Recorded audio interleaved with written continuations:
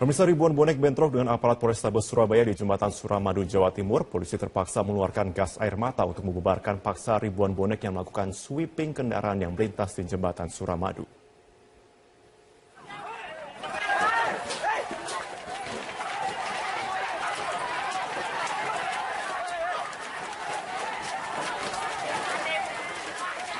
Bentrok antara ribuan bonek dengan aparat Polrestabes Surabaya tidak terhindarkan di pintu masuk Jembatan Suramadu sisi Surabaya. Polisi terpaksa membubarkan ribuan bonek dengan mengeluarkan gas air mata dan akibatnya ribuan bonek berlarian menyelamatkan diri ke perkampungan warga. Bentrokan ini dipicu akibat aksi ribuan bonek yang menyisir kendaraan berplat N yang hendak melintasi Suramadu dari sisi Surabaya ke arah Bangkalan sejak Kamis sore. Bahkan aksi bonek menggeledah mobil hingga memecahkan kaca mobil kendaraan lainnya yang melintas.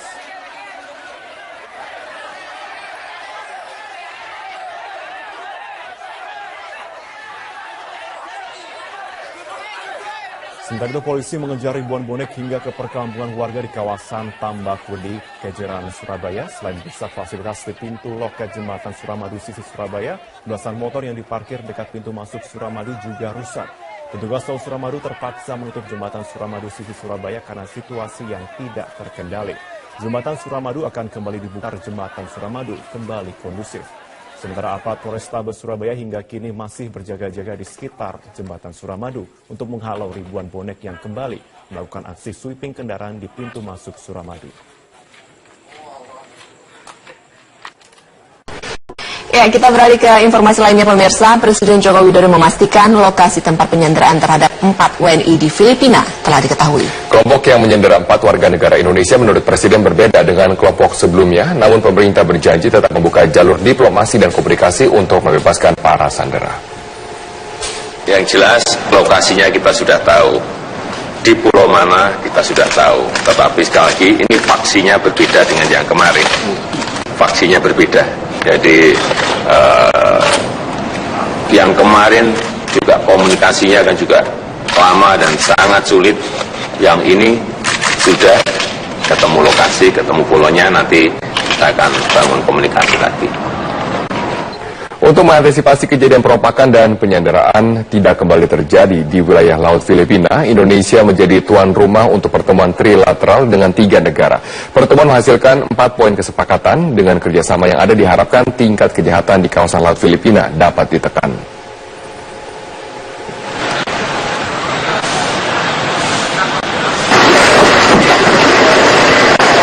Tiga Menteri Luar Negeri dan 3 Panglima Militer dari Indonesia, Malaysia, dan Filipina menggelar pertemuan trilateral di Istana Kepresidenan di Yogyakarta pada Kamis pagi tadi.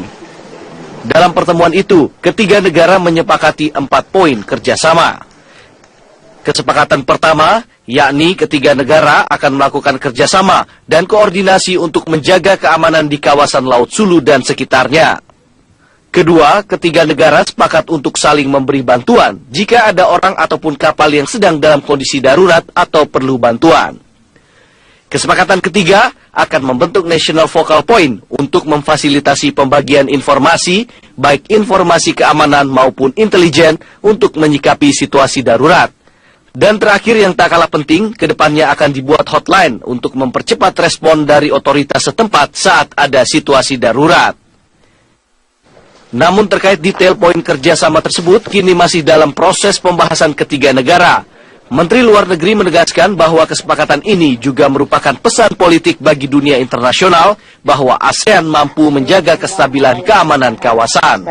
Dan ini juga merupakan satu political message, pesan politik yang sangat penting bagi kita dan bagi kawasan serta bagi dunia bahwa ketiga negara yang directly affected dengan tantangan yang terjadi di wilayah tersebut dapat segera melakukan pertemuan dan merespon secara bersama tantangan-tantangan tersebut. Pengamat hubungan internasional Hikmahanto Juwana mengingatkan agar pemerintah Indonesia berhati-hati terhadap beberapa poin kesepakatan. Di antaranya jangan sampai keterlibatan militer Indonesia dianggap ikut memerangi kelompok pemberontak Filipina. Karena proses pembebasan 10 WNI beberapa waktu lalu bukan menggunakan pendekatan militer. kaitannya dengan keberadaan dari TNI kita kalau mereka mau melakukan patroli bersama, yaitu jangan menggunakan kekerasan. Ya, kenapa? Kita belajar dari kemarin yang 10 warga negara kita bisa dibebaskan, itu tidak menggunakan kekerasan. Justru pendekatan kultural, pendekatan yang sifatnya tidak menggunakan kekerasan. Dengan kesepakatan ketiga negara ini, Presiden Joko Widodo berharap dapat menjaga stabilitas di kawasan, khususnya kawasan perairan Filipina, agar jalur perdagangan dan aktivitas ekonomi antar negara dapat berjalan dengan normal. Dari Yogyakarta, Dade Salampesi, Gilang Kelana, Metro TV. Jaksa Agung HM Prasetyo mengisyaratkan buronan korupsi dan hibah di Jawa Timur, Lanyala Mataliti, akan segera dipulangkan ke tanah air. Indikasi ini muncul setelah paspor Ketua Umum PSSI tersebut habis pada bulan ini. Meski belum dapat dikonfirmasi mengenai kebenarannya, Jaksa Agung HM Prasetyo telah mengisyaratkan akan segera menangkap buronan kasus korupsi dan hibah di Jawa Timur, Lanyala Mataliti. Seperti yang telah diperkirakan, Lanyala Mataliti kini masih berada di Singapura. Sesuai dengan catatan yang dimiliki pihak imigrasi, paspor Lanyala telah habis masa berlakunya pada awal bulan Mei ini. Selain itu, melalui permintaan pihak Kejati Jawa Timur, Kemenkumham juga telah mencabut paspor yang dimiliki Lanyala Mataliti. Update Lanyala Pak, ada Pak? Kita tunggu. Anda boleh lihat sehari dua hari ini seperti apa. Ya? Ya? Posisinya Pak? Konon begitu. Tapi masih terpantau ya Pak? Ya, terpantau. Tunggu aja deh, tunggu. Lihat aja sehari dua hari ini ya. Sehari dua hari yakin Pak ya? Proses hukum Ketua Kadin Jawa Timur yang juga Ketua PSSI Lanyala Mataliti atas dugaan korupsi dana hibah dan bansos Kadin Jawa Timur cukup alot. Setelah berkali-kali mangkir dari panggilan Kejati Jatim, Lanyala pun melarikan diri ke luar negeri dan sempat memenangkan gugatan pra-peradilan atas penetapan status tersangka dan penyidikan atas dirinya. Nama Lanyala Mataliti telah masuk dalam daftar pencarian orang sejak 27 Maret setelah ia tak kunjung memenuhi panggilan Kejaksaan Tinggi Jawa Timur terkait kasus penyelewengan dana bansos untuk Kadin Jawa Timur di mana ia menjabat sebagai ketua.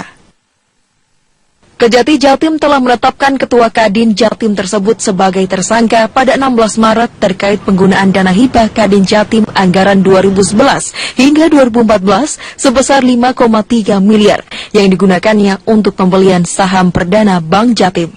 Dari pembelian saham itu, Lanyala diduga mendapat keuntungan 1,1 miliar rupiah. Kejaksaan pun meminta status pencegahan ke luar negeri bagi Lanyala. Namun sebelum status tersangkanya dan pencegahannya ditetapkan, Ketua Umum PSSI tersebut diketahui sudah berada di Malaysia dan kemudian berpindah ke Singapura melalui jalur darat. Sejak awal April, Ditjen Imigrasi pun mencabut paspor Lanyala untuk mempersempit ruang geraknya. Namun Lanyala masih belum juga kembali ke tanah air. Proses pencarian Lanyala di Singapura pun tak mudah karena tidak ada perjanjian ekstradisi dengan Indonesia. Dalam pelariannya ke luar negeri, Lanyala mengajukan gugatan pra-peradilan ke Pengadilan Negeri Surabaya atas proses penyidikan dan penetapan status tersangkanya yang dianggap tidak sesuai prosedur. Kuasa hukum Lanyala Mataliti berdalih kliennya hanya meminjam dana hibah Kadin Jatim dan telah mengembalikan dana tersebut. Namun, dana yang dikembalikan kepada negara masih kurang 1,1 miliar rupiah. Anehnya gugatan pra-peradilan Lanyala dikabulkan Hakim Tunggal Ferdinandus. Hakim menilai Kejati Jatim belum memiliki minimal 2 alat bukti.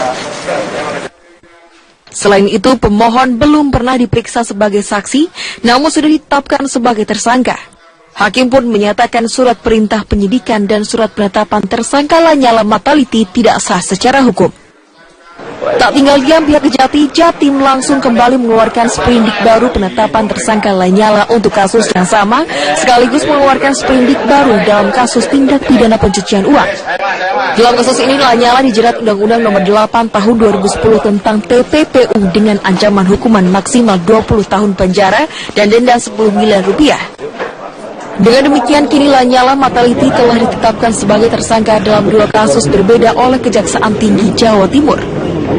Selain itu, Lanyala juga dikaitkan dengan kasus lain terkait dugaan korupsi pembangunan Rumah Sakit Pendidikan UNAIR Surabaya tahun 2014. Lanyala diduga terkait dengan kasus ini dalam kapasitasnya sebagai pemilik Erlangga Taman Nusantara Sakti yang menjadi rekanan PT Pembangunan Perumahan Persero sebagai pelaksana proyek senilai 550 miliar rupiah. Tim Liputan, Metro TV. Sementara itu KPK terus mendalami keterlibatan berbagai pihak terkait dengan kasus suap raperda reklamasi termasuk dari kalangan DPRD. Unsur pimpinan DPRD DKI Jakarta dan Badan Legislasi Daerah Balekda DPRD DKI Jakarta sudah berulang kali diperiksa oleh KPK. Komisi Pemberantasan Korupsi terus mengorek keterangan dari berbagai pihak dalam kasus suap raperda reklamasi. Penyidik KPK kembali memanggil kakak kandung tersangka M. Sanusi, Muhammad Taufik, untuk menjalani pemeriksaan yang ke-6 kalinya. Pemeriksaan ini merupakan rekor baru pemeriksaan terhadap saksi dalam kasus yang ditangani di KPK. Sama seperti sebelumnya, M. Taufik diperiksa sebagai Ketua Badan Legislasi Daerah. Usai menjalani pemeriksaan, M. Taufik kembali menegaskan pemeriksaan terhadap dirinya hanya seputar izin tata ruang daerah. Nggak tahu saya. Yang jelas tadi udah selesai ya soal izin. Jadi kan kami tetap memang tidak memasukkan izin karena ini perda tata ruang bukan perda reklamasi. Itu aja. Pada hari yang sama, KPK juga meminta keterangan dari Ketua DPRD DKI Jakarta, Prasetyo Edy. Pada Kamis pekan lalu, anggota DPRD lainnya juga sudah dimintai keterangan. Masing-masing adalah Bestari Barus, Slamet Nurdin, Mary Hotma, dan Muhammad Sangaji. Sebelumnya, pelaksanaan harian Kepala Biro Humas KPK Yuyu Adriati sempat menyatakan adanya kemungkinan tersangka baru yang akan ditetapkan.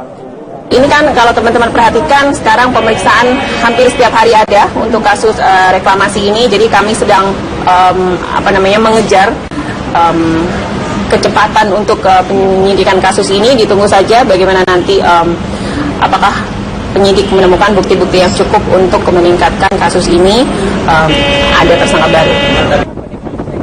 Selain dari kalangan Dewan, KPK juga meminta keterangan dari pihak-pihak pengembang yang terkait dengan reklamasi Pantai Utara Jakarta. Akankah ada anggota DPRD yang akan menjadi tersangka baru dalam suap raperda reklamasi menyusul M. Sanusi? Semua bergantung pada penyelidikan yang dilakukan Komisi Pemberantasan Korupsi. Tantangan yang terjadi di wilayah tersebut dapat segera melakukan pertemuan dan merespon secara bersama tantangan-tantangan tersebut. Pengamat hubungan internasional Hikmahanto Juwana mengingatkan agar pemerintah Indonesia berhati-hati terhadap beberapa poin kesepakatan. Di antaranya jangan sampai keterlibatan militer Indonesia dianggap ikut memerangi kelompok pemberontak Filipina, karena proses pembebasan 10 WNI beberapa waktu lalu bukan menggunakan pendekatan militer. Kaitannya dengan keberadaan dari TNI kita, kalau mereka mau melakukan patroli bersama, yaitu jangan menggunakan kekerasan. Ya, kenapa? Kita belajar dari kemarin yang 10 warga negara kita bisa dibebaskan, itu tidak menggunakan kekerasan. Justru pendekatan kultural, pendekatan yang sifatnya tidak menggunakan kekerasan. Dengan kesepakatan ketiga negara ini, Presiden Joko Widodo berharap dapat menjaga stabilitas di kawasan, khususnya kawasan perairan Filipina, agar jalur perdagangan dan aktivitas ekonomi antar negara dapat berjalan dengan normal. Dari Yogyakarta, Dade Salampesi, Gilang Kelana, Metro TV. Jaksa Agung HM Prasetyo mengisyaratkan buronan korupsi dan hibah di Jawa Timur, Lanyala Mataliti, akan segera dipulangkan ke tanah air. Indikasi ini muncul setelah paspor ketua umum PSSI tersebut habis pada bulan ini. Meski belum dapat dikonfirmasi mengenai kebenarannya, Jaksa Agung HM Prasetyo telah mengisyaratkan akan segera menangkap buronan kasus korupsi dan hibah di Jawa Timur, Lanyala Mataliti. Seperti yang telah diperkirakan, Lanyala Mataliti kini masih berada di Singapura. Sesuai dengan catatan yang dimiliki pihak imigrasi, paspor Lanyala telah habis masa berlakunya pada awal bulan Mei ini. Selain itu, melalui permintaan pihak Kejati Jawa Timur, Kemenkumham juga telah mencabut paspor yang dimiliki Lanyala Mataliti.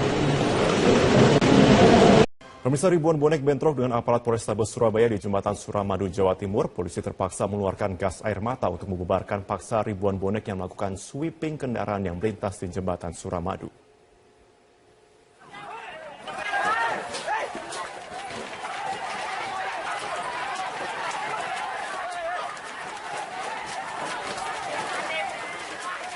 Bentrok antara ribuan bonek dengan aparat Polrestabes Surabaya tidak terhindarkan di pintu masuk Jembatan Suramadu sisi Surabaya.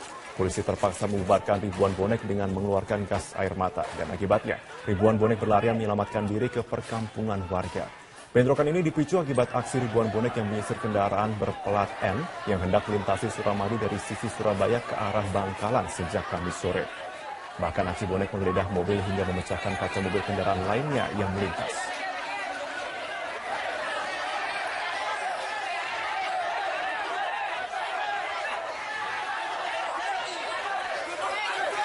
Sementara itu polisi mengejar ribuan bonek hingga ke perkampungan warga di kawasan Tambakwedi, Kejeran, Surabaya. Selain merusak fasilitas di pintu loket Jembatan Suramadu sisi Surabaya, belasan motor yang diparkir dekat pintu masuk Suramadu juga rusak.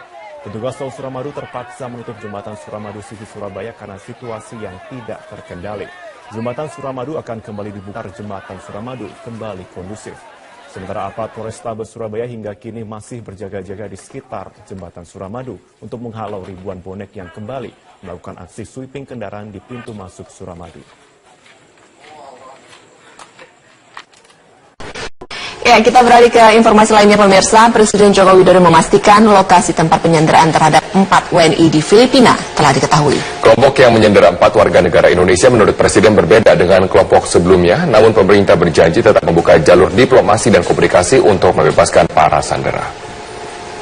Yang jelas lokasinya kita sudah tahu, di pulau mana kita sudah tahu, tetapi sekali lagi ini faksinya berbeda dengan yang kemarin. Faksinya berbeda. Jadi update Lanyala Pak ada Pak? Kita tunggu. Anda boleh lihat sehari dua hari ini seperti apa? Ya, ya. Posisinya Pak? Konon begitu. Tapi masih terpantau ya Pak? Ya, terpantau. Tunggu aja deh, tunggu. Lihat aja sehari dua hari ini ya. Nanti hari dua hari yakin Pak ya. Proses hukum Ketua Kadin Jawa Timur yang juga Ketua PSSI Lanyala Mataliti atas dugaan korupsi dana hibah dan bansos Kadin Jawa Timur cukup alot. Setelah berkali-kali mangkir dari panggilan Kejati Jatim, Lanyala pun melarikan diri ke luar negeri dan sempat memenangkan gugatan pra-peradilan atas penetapan status tersangka dan penyidikan atas dirinya. Nama Lanyala Mataliti telah masuk dalam daftar pencarian orang sejak 27 Maret setelah ia tak kunjung memenuhi panggilan Kejaksaan Tinggi Jawa Timur terkait kasus penyelewengan dana bansos untuk Kadin Jawa Timur di mana ia menjabat sebagai ketua. Kejati Jatim telah menetapkan Ketua Kadin Jatim tersebut sebagai tersangka pada 16 Maret terkait penggunaan dana hibah Kadin Jatim anggaran 2011 hingga 2014 sebesar 5,3 miliar yang digunakannya untuk pembelian saham perdana Bank Jatim. Dari pembelian saham itu, Lanyala diduga mendapat keuntungan 1,1 miliar rupiah. Kejaksaan pun meminta status pencegahan keluar negeri bagi Lanyala. Namun sebelum status tersangkanya dan pencegahannya ditetapkan, Ketua Umum PSSI tersebut diketahui sudah berada di Malaysia dan kemudian berpindah ke Singapura melalui jalur darat. Sejak awal April, Ditjen Imigrasi pun mencabut paspor Lanyala untuk mempersempit ruang geraknya. Namun Lanyala masih belum juga kembali ke tanah air. Proses pencarian Lanyala di Singapura pun tak mudah karena tidak ada perjanjian ekstradisi dengan Indonesia. Dalam pelariannya ke luar negeri, Lanyala mengajukan gugatan pra-peradilan ke Pengadilan Negeri Surabaya atas proses penyidikan dan penetapan status tersangkanya yang dianggap tidak sesuai prosedur. Kuasa hukum Lanyala Mataliti berdalih kliennya hanya meminjam dana hibah Kadin Jatim dan telah mengembalikan dana tersebut. Namun, dana yang kemarin juga komunikasinya kan juga lama dan sangat sulit. Yang ini sudah ketemu lokasi, ketemu pulaunya, nanti kita akan bangun komunikasi lagi. Untuk mengantisipasi kejadian perompakan dan penyanderaan tidak kembali terjadi di wilayah Laut Filipina, Indonesia menjadi tuan rumah untuk pertemuan trilateral dengan 3 negara. Pertemuan menghasilkan 4 poin kesepakatan. Dengan kerjasama yang ada diharapkan tingkat kejahatan di kawasan Laut Filipina dapat ditekan.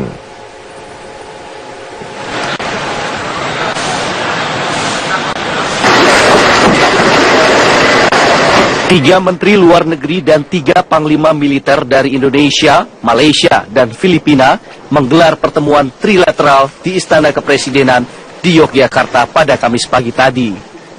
Dalam pertemuan itu, ketiga negara menyepakati 4 poin kerjasama. Kesepakatan pertama, yakni ketiga negara akan melakukan kerjasama dan koordinasi untuk menjaga keamanan di kawasan Laut Sulu dan sekitarnya. Kedua, ketiga negara sepakat untuk saling memberi bantuan jika ada orang ataupun kapal yang sedang dalam kondisi darurat atau perlu bantuan. Kesepakatan ketiga akan membentuk National Focal Point untuk memfasilitasi pembagian informasi, baik informasi keamanan maupun intelijen untuk menyikapi situasi darurat. Dan terakhir yang tak kalah penting, kedepannya akan dibuat hotline untuk mempercepat respon dari otoritas setempat saat ada situasi darurat. Namun terkait detail poin kerjasama tersebut kini masih dalam proses pembahasan ketiga negara. Menteri Luar Negeri menegaskan bahwa kesepakatan ini juga merupakan pesan politik bagi dunia internasional bahwa ASEAN mampu menjaga kestabilan keamanan kawasan. Dan ini juga merupakan satu political message, pesan politik yang sangat penting bagi kita dan bagi kawasan serta bagi dunia bahwa ketiga negara yang directly affected dengan dikembalikan kepada negara masih kurang 1,1 miliar rupiah. Anehnya gugatan pra-peradilan Lanyala dikabulkan Hakim Tunggal Ferdinandus. Hakim menilai Kejati Jatim belum memiliki minimal 2 alat bukti. Selain itu, pemohon belum pernah diperiksa sebagai saksi, namun sudah ditetapkan sebagai tersangka. Hakim pun menyatakan surat perintah penyidikan dan surat penetapan tersangka Lanyala Mataliti tidak sah secara hukum. Tak tinggal diam, pihak Kejati Jatim langsung kembali mengeluarkan sprindik baru penetapan tersangka Lanyala untuk kasus yang sama, sekaligus mengeluarkan sprindik baru dalam kasus tindak pidana pencucian uang. Dalam kasus ini, Lanyala dijerat Undang-Undang Nomor 8 Tahun 2010 tentang TPPU dengan ancaman hukuman maksimal 20 tahun penjara dan denda 10 miliar rupiah. Dengan demikian, kini Lanyala Mataliti telah ditetapkan sebagai tersangka dalam 2 kasus berbeda oleh Kejaksaan Tinggi Jawa Timur. Selain itu, Lanyala juga dikaitkan dengan kasus lain terkait dugaan korupsi pembangunan Rumah Sakit Pendidikan UNAIR Surabaya tahun 2014. Lanyala diduga terkait dengan kasus ini dalam kapasitasnya sebagai pemilik Erlangga Taman Nusantara Sakti yang menjadi rekanan PT Pembangunan Perumahan Persero sebagai pelaksana proyek senilai 550 miliar rupiah. Tim Liputan, Metro TV. Sementara itu KPK terus mendalami keterlibatan berbagai pihak terkait dengan kasus suap raperda reklamasi termasuk dari kalangan DPRD. Unsur pimpinan DPRD DKI Jakarta dan Badan Legislasi Daerah Balegda DPRD DKI Jakarta sudah berulang kali diperiksa oleh KPK. Komisi Pemberantasan Korupsi terus mengorek keterangan dari berbagai pihak dalam kasus suap raperda reklamasi. Penyidik KPK kembali memanggil kakak kandung tersangka M. Sanusi, Muhammad Taufik, untuk menjalani pemeriksaan yang ke-6 kalinya. Pemeriksaan ini merupakan rekor baru pemeriksaan terhadap saksi dalam kasus yang ditangani di KPK. Sama seperti sebelumnya, M. Taufik diperiksa sebagai Ketua Badan Legislasi Daerah.